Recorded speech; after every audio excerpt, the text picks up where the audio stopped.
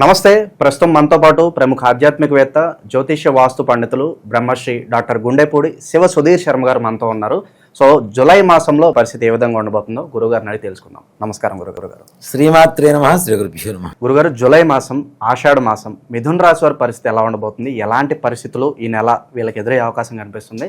జాగ్రత్తలు, పరిహారాలు కూడా తెలియదు. తప్పనిసరిగా నాన్న, మిథున రాశి వారికి జూలై నెల విషయానికి వస్తే ముందుగా మిథున రాశి వారికి కొన్ని లక్షణాలు ఉంటాయి. ఇందాక మనం వృషభ రాశి వాళ్ళ గురించి చెప్పుకున్నాం కదా, క్యాలిక్యులేటెడ్ అని. వీళ్ళు అంతకు మించి క్యాలిక్యులేటెడ్. ఏ పని చెయ్యాలన్నా 1కి 100 సార్లు ఆలోచించి ఆచి తూచి అడుగు వేసేటువంటి మంచి లక్షణాలు ఉంటాయి. నిజంగా నిదానమే ప్రధానం అనేటువంటిది చాలా మంచిది. అలాంటి పదం వీళ్ళ దగ్గర నుంచి పుట్టుకొచ్చిందని కూడా చెప్పుకోవచ్చు. ఓ మాట చెప్పాలంటే వీళ్ళని చూసే తొందరపడరు, దుడుకుతనం ఉండదు, కోపం తక్కువ, అలాగే మాట్లాడేటువంటి ప్రతి మాటలో కూడాను వాళ్ళ వ్యక్తిత్వం ప్రతిబింబిస్తూ ఉంటుంది, అర్థవంతంగా ఉంటుంది. సో మంచి లక్షణాలు. ఏది కూడాను ఎదుటి వాళ్ళని బాధ పెట్టాలి, హింసించాలి, మానసికంగా మాటలతో బాధ పెట్టాలి, ఇట్లాంటి లక్షణాలు తక్కువగా ఉండేటువంటి రాసుల్లో మిథున రాశి చాలా విశేషమైనటువంటి రాశి. అలాగే మిథున రాశి వారి విషయానికి వస్తే జూలై నెలలో వీరికి మొదటి వారం అంతా కూడాను కొంచెం కష్టతరంగా ఉంటుంది నాన్న. అనుకూలంగా ఉండదు, ఏ పని చేసినా అంత ప్రతికూలత. అరే ఇన్ని రోజుల నుంచి బాగుంది కదా, ఇప్పుడు ఎందుకు మనం ఇలా అవుతున్నాము అనేటువంటి ఒక చిన్న మెంటల్ డిప్రెషన్ ఎక్కువగా ఉండేటువంటి అవకాశాలు ఉన్నాయి. దయచేసి మానసికంగా ధైర్యాన్ని కోల్పోవద్దు. ముఖ్యంగా ధైర్యంగా ఉండేది ధైర్యే సాహసే లక్ష్మి అని చెప్పి శాస్త్రమే చదువుతుంది. రాబోయేటువంటి ఇంకో వారంలోకి అడుగు పెడితే బాగుంటుంది అనేటువంటి ఒక ధైర్యాన్ని, ఒక సత్యాన్ని మీ మనస్సులో, మీ మైండ్లో నింపుకోండి. ముందుకు అడుగు వేయండి, బాగుంటుంది. ఎప్పుడు అమావాస్య ఉండదు, ఎప్పుడు పౌర్ణమే ఉండదు. చీకటి వెలుగు రెండు సర్వసాధారణమైనటువంటి విషయాలు అందరికీ కూడా. అలాగే 2వ వారం నుంచి చాలా విశేషంగా ఉంటుంది. ఆర్థికంగా ఎక్కడ లోటు ఉండదు నాన్న. కానీ కొంతమంది వ్యక్తుల పరిచయాల వల్ల ఎక్కువగా నష్టపోయేటువంటి అవకాశాలు ఎక్కువ కనపడుతున్నాయి. వీళ్ళలో ముఖ్యంగా కొంచెం హైట్ తక్కువ, ఎర్రగా ఉండేటువంటి వ్యక్తుల వల్ల ఆర్థికపరమైనటువంటి నష్టం వాటిల్లేటువంటి అవకాశం ఉంటుంది. వీళ్ళని కొంచెం టెంప్ట్ చేస్తారు.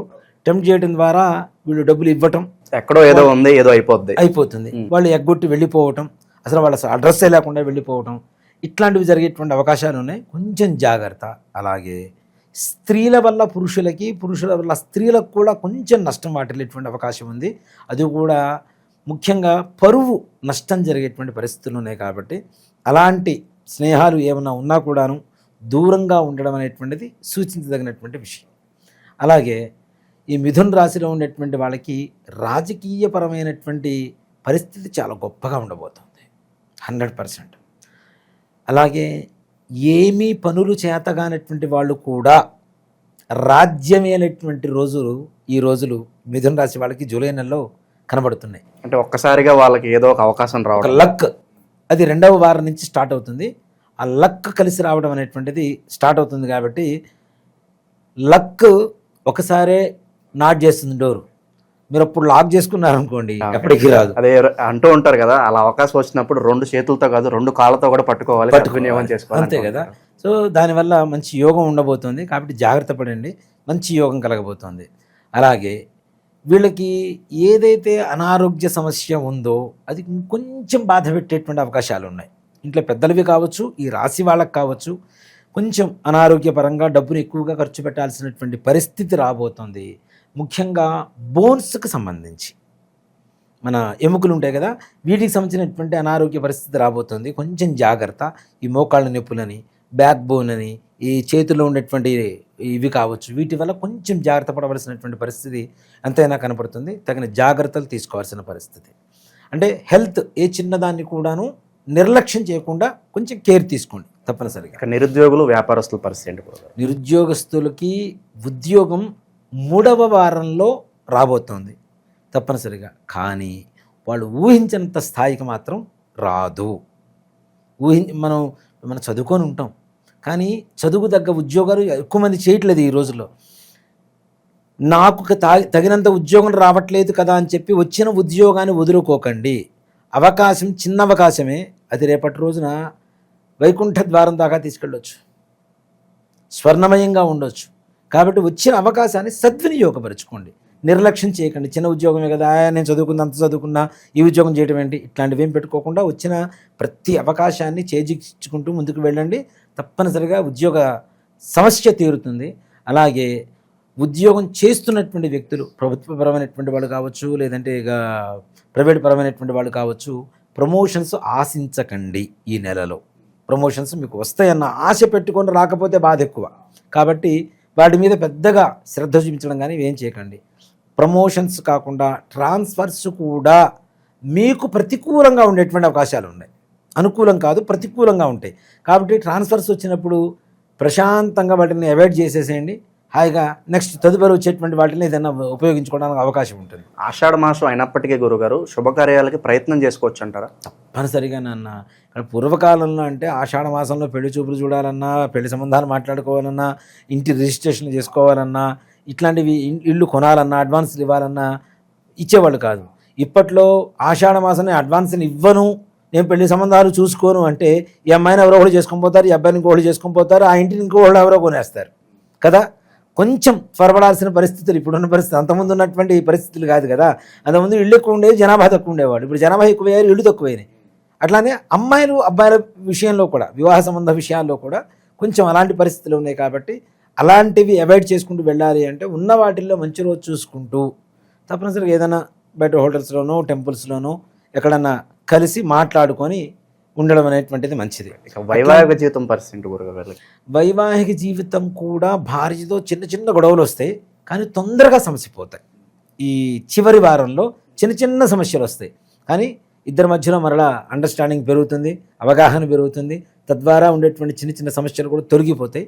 కానీ ఖర్చుకు ఎక్కువగా ఉంటుంది, ఆదాయం తక్కువగా ఉంటుంది. కాబట్టి అంతకుముందు దాచిపెట్టుకున్న డబ్బును కూడా నిదానంగా ప్రశాంతంగా 1-2 సార్లు ఆలోచించి స్టెప్ వేయండి. ఖర్చు పెట్టడం కూడా నిదానంగా ఖర్చు పెట్టండి. రాజకీయపరమైన వ్యక్తుల గురించి చెప్పుకున్నాం. అలాగే విద్యార్థుల విషయానికి వస్తే విద్యార్థులు కూడా తప్పనిసరిగా ఉన్నతమైనటువంటి మార్కులతో పాస్ అయ్యేటువంటి అవకాశాలు కనపడుతున్నాయి. కొంచెం శ్రద్ధ చూపిస్తే చాలు, ఇంకే రకమైనటువంటి ఆలోచనలు అక్కర్లేదు వీళ్ళకి. తప్పనిసరిగా మంచిగా ముందుకు వెళ్ళేటువంటి అవకాశాలు ఉన్నాయి. దాంతోపాటుగా రియల్ ఎస్టేట్ రంగం వాళ్ళు, వీళ్ళకు కూడా మనం ఇంతకాలం ఇప్పుడు రియల్ ఎస్టేట్లో కూడా ఒక స్థాయి ఇది ఉంటాయి నాన్న. కొంతమంది చిన్న చిన్న వ్యాపారం, కొంతమంది పెద్ద వ్యాపారం. ఈ చిన్న చిన్న వ్యాపారం చేసే వాళ్ళు కూడా పెద్దవాళ్ళతో పరిచయాలు ఏర్పడతాయి. తద్వారా వీళ్ళ స్థాయి కూడా పెరుగుతూ ఉంటుంది. ఇప్పుడు మన పక్కన ఎవరుంటే వాళ్ళని బట్టి మన స్థాయి పెరుగుతూ ఉంటుంది చాలా వరకు, అవునా? సో మంచివాడు ఉంటే మంచివాడు, చెడ్డవాడు ఉంటే చెడ్డవాడు, ధనికుడు ఉంటే ధనికుడు, బీదవాడు ఉంటే బీదవాడు. అంటే జనాల దృష్టి, సామాజిక దృష్టి అలా ఉంది. కాబట్టి అలాంటి పరిస్థితులు, మంచి గొప్ప గొప్ప పరిచయాలు ఏర్పడతాయి. తద్వారా వాళ్ళకి ఆర్థికపరమైనటువంటి లాభం చేకూరుతుంది. మంచి ఆర్థికమైనటువంటి సంతోషకరమైనటువంటి సంపాదనతో ఉంటారు రియల్ ఎస్టేట్ రంగం వాళ్ళు కూడా. అలాగే విదేశీ ప్రయాణం చేయాలి అనుకునేటువంటి వాళ్ళకి, ముఖ్యంగా విదేశీ ప్రయాణం చేయాలి అనుకునేటువంటి వాళ్ళకి కేతుగ్రహ స్థితి, శుక్రగ్రహ స్థితి తప్పనిసరిగా చాలా అవసరం. ఇది ఇప్పుడు మిథున రాశి ప్రకారం వీడు తప్పనిసరిగా వెళ్తారని చెప్పవచ్చు, కానీ వాళ్ళ వ్యక్తిగత జాతకాన్ని కూడా చూస్తేనే ఏదేమైనా వీళ్ళు విదేశం వెళ్ళడం పెద్ద సమస్య కాదు నాన్న. వెళ్ళి అక్కడ ఉండగలుగుతారా, స్థిరపడగలుగుతారా, వీళ్ళు అనుకున్నటువంటి చదువును పూర్తి చేయగలుగుతారా, మంచి ఉద్యోగం పొందగలుగుతారా, వివాహం విషయంలో కూడా ఏ టైంకి ఆ యోగం ఉందనేది కూడా మనము తప్పనిసరిగా ఇక్కడ ముఖ్యంగా నిజంగా మంచి ప్రశ్న అడిగారు నాన్న.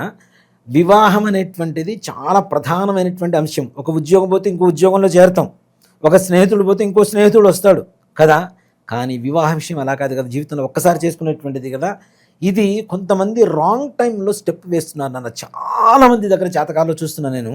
అసలు ఈ టైంలో ఇక్కడ మనకి ఎంతసేపటికి అమ్మాయికి అబ్బాయికి గ్రహస్థితి బాగుందా లేదా, కలుస్తుందా లేదా, గ్రహ సంపత్తి బాగుందా లేదా అని చూస్తున్నారు. కానీ అమ్మాయికి కానీ అబ్బాయికి కానీ కరెక్ట్ అయినటువంటి సమయంలో మనం వివాహం చేస్తున్నామా లేదా అనేటువంటిది ఎవ్వరు గమనించట్లేదు. అంటే కంపాటబిలిటీ ఏ టైంలో మ్యాచ్ అవుతుంది, కరెక్ట్ టైమా కాదా, మ్యాచ్ అవ్వటం ఒకటి. మ్యాచ్ అయిన తర్వాత కూడా వీళ్ళకి ఒక చెబుతున్నానన్న, రాహు మహర్దశలో శని అంతర్దశ అబ్బాయికి జరుగుతుంది. ఈ సమయంలో జరిగిన పెళ్ళిళ్ళు ఎక్కడా కూడా సఖ్యతగా ఉన్నట్టు దాఖలాలు. కొన్ని మహర్దశ అంతర్దశల్లో అవి కూడా వాళ్ళు జాతకంలో ఏ స్థితిలో ఉన్నారు, ఏ స్థాయిలో ఉన్నారు, ఏ స్థానంలో ఉన్నారు, దాన్ని బట్టి ఈ మహర్దశ అంతర్దశ ప్రభావం కూడా ఉంటుంది. పెళ్లి ఫోటోలు వీడియోలు వచ్చేలోపు విడిపోతున్నారు చాలా మంది నాన్న. నిజంగా నాకు తెలిసిన అట్లాంటివి చాలా ఉన్నాయి. 2 నెలలు 3 నెలలు మహా అయితే 3 రాత్రులు ఒక్క రాత్రితో జీవితాల్ని వాళ్ళు ఇది చేసుకొని డిసైడ్ అయిపోతున్నారు చాలామంది కూడా. అదేదో ముందు డిసైడ్ అవ్వడానికి అదే చెప్తా.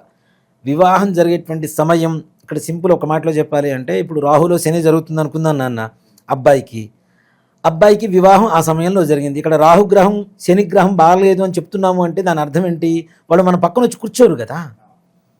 ఆ లక్షణాలు కలిగినటువంటి వ్యక్తుల్ని మన జీవితంలోకి జొప్పిస్తారు, తీసుకొస్తారు. వాళ్ళు ఎంతవరకు పర్మనెంట్గా ఉంటారు మనతో అనేటువంటిది మనం ఆలోచించుకోవాలి. ఆ మహర్దశ అయిపోగానే వాళ్ళు వెళ్ళిపోతున్నారు, అవునా? సో కాబట్టి అది జరిగేటువంటి వివాహ సమయం ఏదైతే ఉంటుందో మహర్దశ అంతర్దశలు కానీ వాళ్ళ గ్రహస్థితి కానీ ఇది కూడా పర్సనల్గా వాళ్ళ జాతకం చూసుకొని మాత్రమే ముందుకు అడుగు వేయండి. కాబట్టి అలా చూడకపోబట్టే ఇప్పుడున్నటువంటి రోజుల్లో ఎక్కువగా డివోర్స్ అనేటువంటిది మనం చూస్తున్నాం. బాధలు పడుతున్నారు, కొంతమంది అడ్జస్ట్ అవుతున్నారు, అబ్బాయిలు అడ్జస్ట్ అవుతున్నారు, కొన్ని చోట్ల అమ్మాయిలు అడ్జస్ట్ అవుతున్నారు. అసలు అడ్జస్ట్ అవ్వలేనటువంటి జనరేషన్ వచ్చేసింది ఇప్పుడు. సో కాబట్టి ఇప్పుడు జాతకాలు అనేటువంటిది దృఢంగా చూసుకోవాల్సినటువంటి పరిస్థితి తప్పనిసరిగా. పితృదోషాలు ఉన్నాయని చెప్పి చాలా వరకు కూడా అడుగుతున్నారు. అవునన్నా, పితృదోషం, స్త్రీశాపం వీటి వల్ల అత్యధికమైనటువంటి బాధలు అనుభవిస్తున్నారు. ఇలాంటి వాటికి ఒకటే పరిహారం చూస్తుంటాం, one and only solution remedy అనుకోవచ్చు అంతే. ప్రపంచంలో ఎవరు ఎన్ని ఇప్పుడు నేను సుధీర్ శర్మ ఉన్నానండి, సుధీర్ శర్మ లాంటివాడే సుధీర్ శర్మ కాడు కదా. ఇది కూడా అంతే. చాలామంది చాలా రకాల ప్రయత్నాలు చేస్తున్నారు. అంటే ఎవరికి తోచిన విధంగా వాళ్ళకు చెప్తే అది నిజమైపోదుగా. నిజం చెప్పడమే నిజం కదా. నాకు తోచింది చెప్తే నిజం కాదు, నిజాన్ని చెప్పగలిగితే నిజం అవుతుంది. దీన్ని రకరకాలుగా మారుస్తూ ఉన్నారు. కానీ గోకర్ణంలో ఉండేటువంటి మోక్షనారాయణ బలి ఏదైతే ఉంటుందో అది అమావాస్య రోజున ఎవరైతే చేయించుకుంటారో వాళ్ళకి సంపూర్ణమైనటువంటి పితృదోష స్త్రీశాప నివారణ, తద్వారా కనీసం వచ్చే సంవత్సరం నాటికి పూజ చేయించుకున్న రోజు నుంచి సంవత్సరం నాటికి వాళ్ళ జీవితం మారటం అనేది తథ్యం తథ్యం సత్యం సత్యం పునఃసత్యం. దాంట్లో ఏ రకమైనటువంటి అనుమానం లేదు నాన్న. దాంట్లో ఎంత గొప్పగా ఉంటుందో అంత గొప్పగా ఉంటుంది. దానికి బెస్ట్ ఎగ్జాంపుల్ నేనే చాలు చూసే జనాలకి. ఎంతోమంది వస్తున్నారు గురుగారు మీ ఆధ్వర్యంలో, మేము కూడా ఆ గోకర్ణ వస్తామండి, పూజ చేయించుకుంటామండి అని చెప్పి చాలా మంచి రెస్పాన్స్ వస్తుంది. సో పర్సనల్ తప్పనిసరిగా రమ్మని చెప్పండి. అయ్యో తీసుకెళ్తాను, ప్రతి అమావాస్యకి వెళ్తూ ఉంటాం, అమావాస్యకి అక్కడ ఉంటాం, తప్పనిసరి ఇక్కడి నుంచే బయలుదేరుతాం. రాండి, చక్కగా చేయించుకోండి, అన్ని బాధ నివృత్తి కలుగు చేసుకోండి. అక్కడ వివరంగా చేయించేటువంటి గురువు గారిని కూడా ఎంచుకొని మరీ పెడుతూ ఉంటాం మనం, పురోహితులు కూడా. అన్నీ ప్రతి ఒక్క దాంట్లో 1-2 సార్లు ఆలోచించి జాగ్రత్త తీసుకొని వెళ్తుంటాను. నన్ను నమ్మి ఇంత దూరం వచ్చినప్పుడు వాళ్ళకి మంచి జరగాలి, ఇది ఒకటే. నన్ను అందుకే పుట్టించాడేమనుకుంటాను నేనైతే దేవుడు. అంటే గోకర్ణానికి ఇంతమందిని తీసుకుని వెళ్ళి వీళ్ళ కర్మ నివృత్తి చేయరా అని చెప్పడం కోసమే భగవంతుడు నన్ను పుట్టించి ఈ స్థాయికి తీసుకొచ్చి ఇదే ప్రయాణాలు ఎక్కువగా చేసేట్లుగా చేస్తున్నాడేమో అని నేను భగవంతుడి అనుజ్ఞ అనుకొని స్వీకరిస్తూ ఉన్నాను. ఆ బాధ్యతలు తీసుకొని చేస్తూ ఉన్నాను. గ్రహస్థితి ఇలా ఉందా కాబట్టి ప్రజెంట్ ఎలాంటి పరిహారాలు, దైవారాధన వీళ్ళకి బాగా అత్యవసరం అంటారు గురు? ముఖ్యంగా నాన్న సుబ్రహ్మణ్యేశ్వర స్వామి వారి ఆరాధన చేయడం చాలా మంచిది వీళ్ళకి. ఈ సుబ్రహ్మణ్య ఆరాధన కూడా ఎలా అంటే సుబ్రహ్మణ్య భుజంగ స్తోత్రం ఇంట్లో నిత్యం వినటం, ప్రతి మంగళవారం సుబ్రహ్మణ్యేశ్వర స్వామి వారికి అభిషేకం చేయటం. అలాగే ఇప్పుడు చిన్న చిన్న పిల్లలు ఉంటారు, అబ్బాయిలు, మనకు బంధువులు కావచ్చు, ఎవరైనా కావచ్చు, వాళ్ళకి ఎవ్వరైనా సరే ఒక మంగళవారం రోజున వస్త్రాలు కొనిపెట్టండి. దాని ద్వారా మీకు ఉండేటువంటి ఆర్థికపరమైనటువంటి, వ్యాపారపరమైనటువంటి, ఉద్యోగపరమైనటువంటి, వివాహపరమైనటువంటి ఈ దోషాలు కొంతవరకు పరిహారం జరిగితే ప్రశాంతంగా ఉండడానికి అవకాశం. ఓకే, ఓవరాల్గా జూలై మాసంలో మిథున రాశి వారి పరిస్థితి ఏ విధంగా ఉండబోతుందో మీ మాటల్లో అద్భుతంగా వివరించారు. ధన్యవాదాలు గురుగారు. శ్రీమాత్రే నమః. శ్రీ గురుభ్యో నమః.